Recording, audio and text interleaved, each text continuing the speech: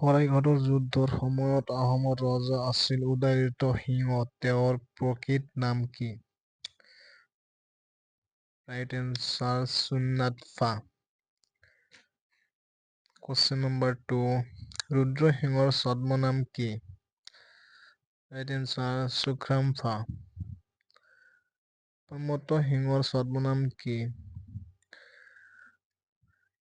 প্ৰমত্ত সিংহৰ ছদ্মনাম হল সুচেনফা।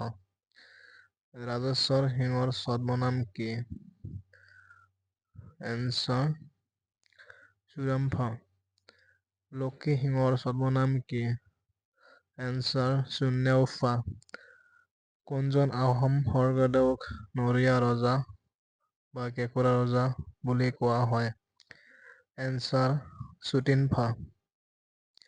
পগনীয়া ৰজা কোন? এনচাৰ চুতামলা বা জয়ধ্বজ সিংহ। খোৰা ৰজা কোনজন ৰজাক কোৱা হয়? খোৰা ৰজা চুকাম্ফাক কোৱা হয়। বামুণী কোঁৱৰ কোনজন ৰজাক কোৱা হয়? এনচাৰ চুডাংফা। বামুণী কোঁৱৰ চুডাংফাক বামুণী কোঁৱৰ বুলি কোৱা হয়। চুলিকফা বা লৰা ৰজা কোনজন ৰজাক কোৱা হয়? এনচাৰ ৰতধৰ সিংহ।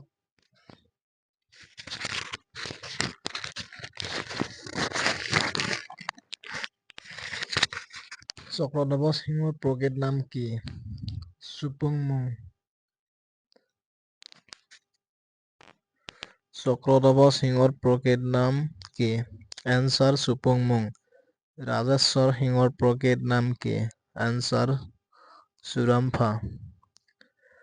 গদাধৰ সিংহৰ প্ৰকৃত নাম কি? এনচাৰ চুপাতফা। প্ৰথম অসমীয়া শিশু আলোচনীখনৰ নাম কি? লৰাবন্ধু।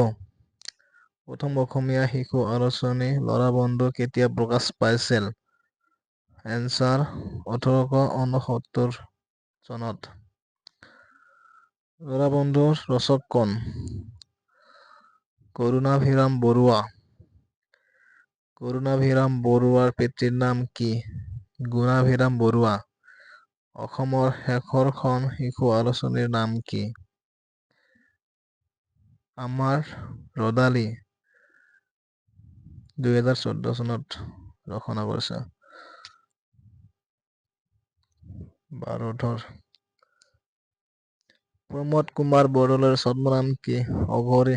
সৈয়দ আব্দুল মালিকৰ ছদ্মনাম কি? অজগৰ বা স্বামী অভঙ্গানন্দ। স্বামী অভঙ্গানন্দৰ প্ৰকৃত নাম কি আহিলে ইয়াত হব সৈয়দ আব্দুল মালিক।